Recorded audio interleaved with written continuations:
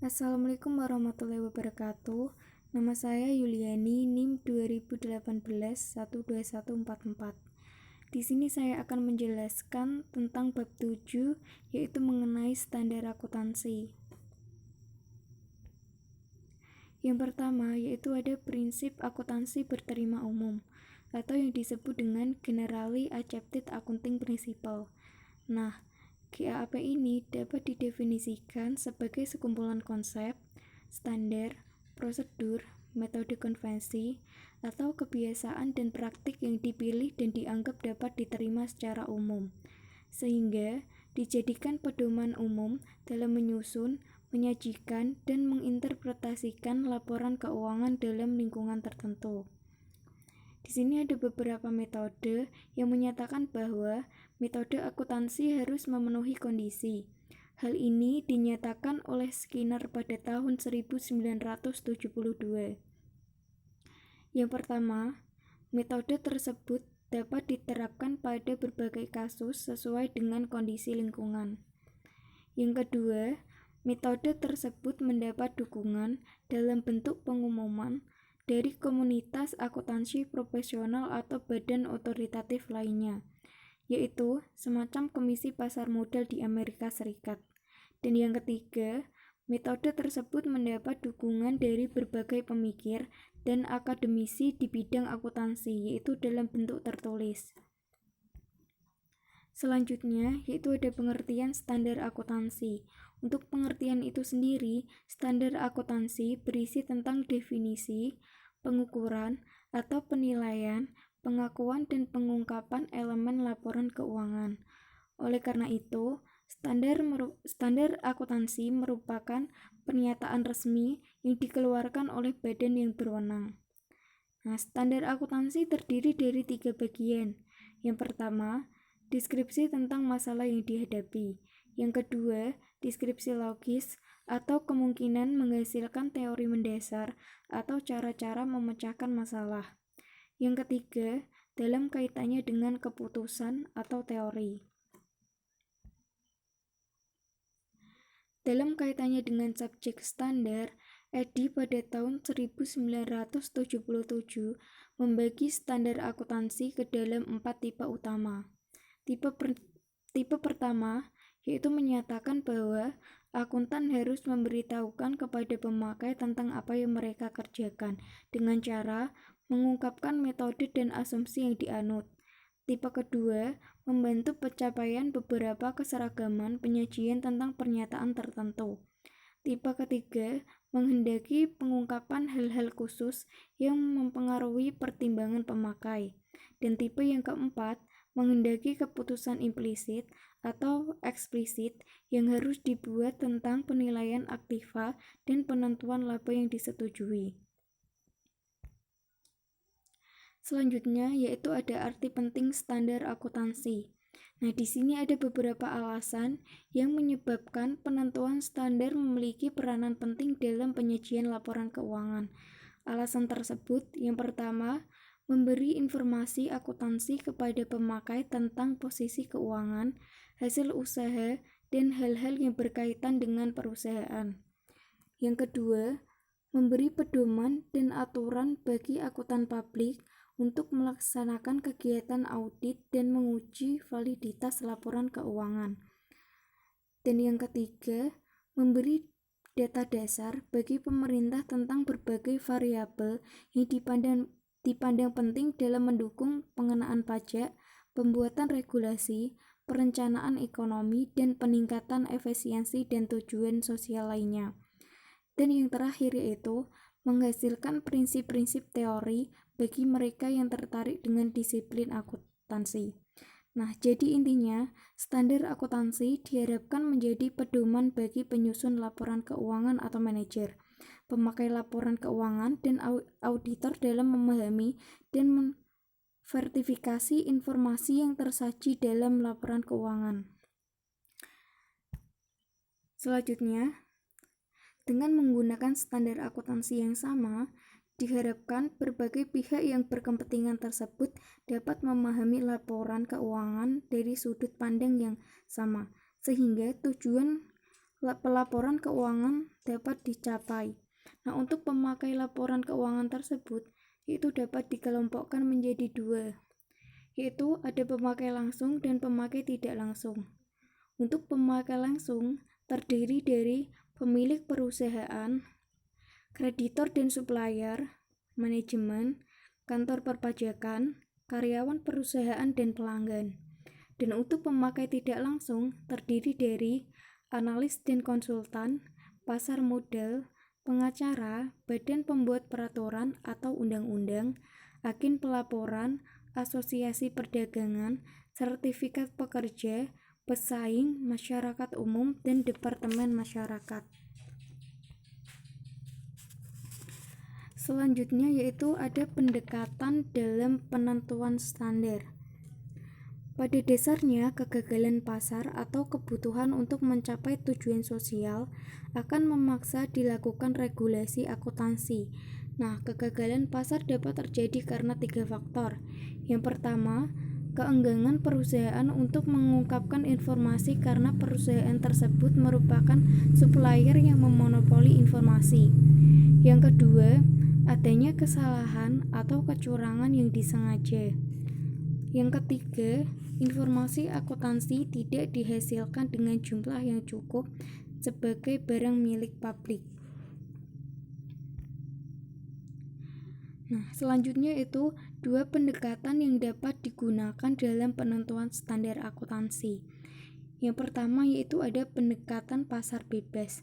Pendukung berpendapat bahwa standar atau mandatory merupakan sesuatu yang tidak diinginkan karena standar tersebut cenderung menghasilkan informasi yang berlebihan, sementara biaya untuk menghasilkan informasi tersebut tidak ditanggung oleh pemakai.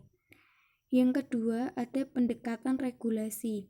Pendukung pendapatan regulasi berpendapat bahwa kegagalan pasar atau asimetri informasi itu berkaitan dengan penyajian informasi keuangan bagi pihak berkepentingan, sehingga dapat menurunkan kepercayaan investor.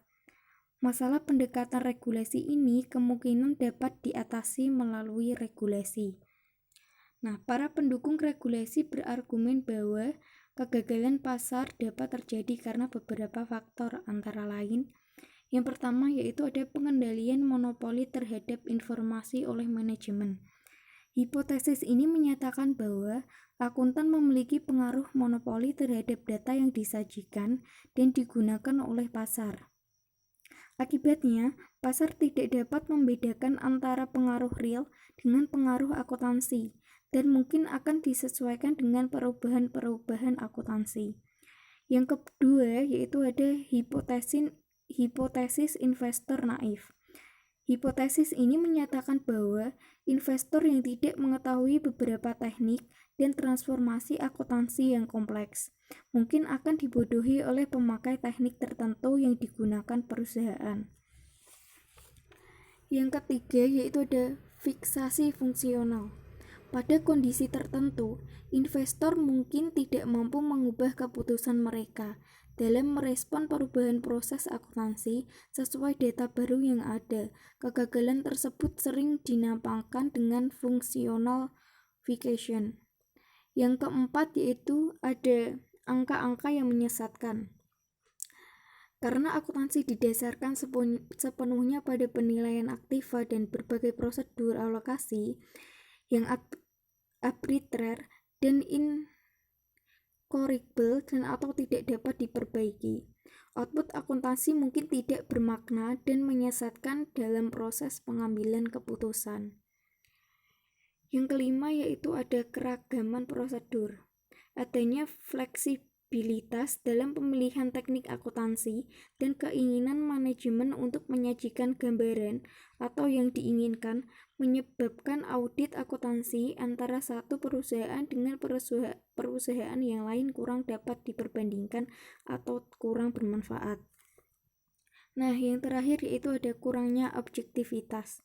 Tidak ada kriteria objektif yang dapat digunakan manajemen dalam memilih teknik akuntansi, sehingga menyebabkan output akuntansi tidak dapat diperbandingkan. Selanjutnya yaitu ada teori regulasi. Yang pertama, ada bentuk teori regulasi. Belkau pada tahun 1985 menyatakan bahwa regulasi umumnya diasumsikan untuk dirancang dan dioperasikan demi kepentingan industri yang ada. Sedangkan menurut Stikler pada tahun 1971 dan Foster pada tahun 1974, ada dua kategori regulasi dalam industri tersebut, yaitu kepentingan publik dan teori kepentingan kelompok. Teori kepentingan kelompok memiliki dua versi. Versi pertama yaitu ada teori elit politik, dan yang kedua yaitu teori ekonomi regulasi. Versi pertama menggunakan kekuatan politik untuk mendapatkan kendali terhadap regulasi, sementara versi kedua didasarkan pada kekuatan ekonomi. Siapa yang harus mengatur? Pertanyaan tentang siapa yang harus mengatur menentukan standar akuntansi menjadi topik diskusi di berbagai negara. Beberapa berpendapat tentang siapa yang mengatur atau menentukan standar akuntansi dapat dilihat pada regulasi. Nah, pada regulasi ini yang harus mengatur itu ada dua, yaitu ada regulasi sektor swasta dan regulasi sektor publik. Selanjutnya yaitu ada overload standar akuntansi. Standar akuntansi pada dasarnya merupakan standar yang mengatur penyajian informasi, pengukuran transaksi dalam laporan keuangan dan pengungkapan laporan keuangan. Semakin kompleks kegiatan usaha menjadikan standar akuntansi yang dikeluarkan menjadi lebih kompleks, yang mencerminkan kompleksitas transaksi dan peristiwa yang berkaitan dengan akuntansi. Akibatnya, timbul keluhan bahwa standar akuntansi mendorong bertambahnya beban dalam penyajian laporan keuangan, terutama bagi perusahaan kecil. Kondisi inilah yang mendorong munculnya overload standar akuntansi. Nah, selanjutnya itu ada kondisi yang mencerminkan adanya overload antara lain. Yang pertama, terlalu banyak standar. Yang kedua, standar yang terlalu rinci. Yang ketiga, tidak ada standar yang berjenjang sehingga pilihan sulit dilakukan. Dan yang keempat, standar akuntansi bertujuan umum gagal membedakan kebutuhan penyusun, pemakai, dan akuntan publik.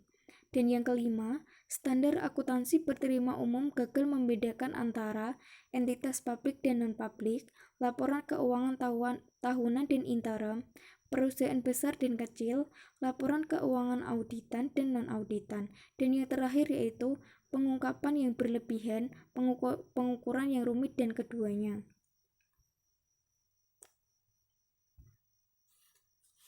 Selanjutnya, ada beberapa faktor yang menyebabkan timbulnya overload standar akuntansi. Yang pertama, dengan munculnya berbagai pernyataan tentang apa yang harus diungkapkan dan yang tidak perlu diungkapkan. Yang kedua, alasan untuk melindungi kepentingan publik dan membantu investor menghasilkan berbagai regulasi dan mengungkapkan profesional dan pemerintah. Dan yang ketiga, keinginan untuk memuaskan kebutuhan berbagai pemakai yang memerlukan standar yang terinci.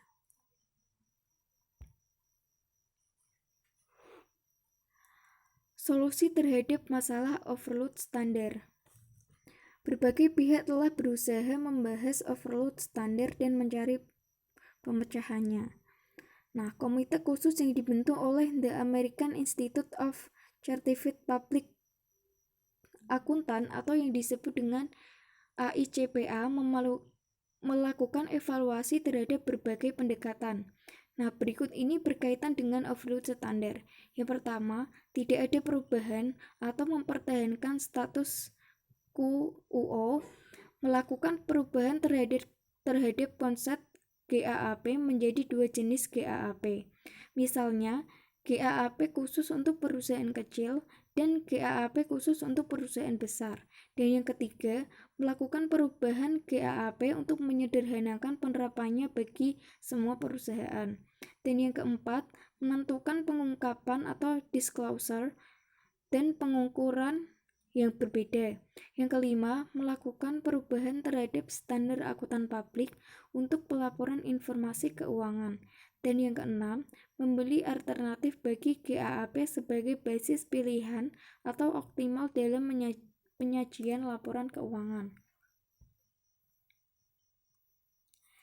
Yang terakhir yaitu ada pengembangan standar akuntansi internasional. Yang pertama yaitu ada due process. Nah, due process IASB dalam pengembangan standar akuntansi internasional dilakukan dengan ada beberapa tahapan. Yang pertama yaitu ada agenda discussion. Selanjutnya yaitu staff work on issue, work paper, text plenary review, dan selanjutnya menuju plenary review discussion, text export for comment, dan selanjutnya yaitu ke staff analysis responses, board deliberating the issue, dan selanjutnya menuju export draft, issue for discussion, dan selanjutnya staff analysis ke board deliberates dan IRFS issue. Nah, yang kedua yaitu discussion paper, yang ketiga ada exposure draft, dan yang keempat ada standar akuntansi baru.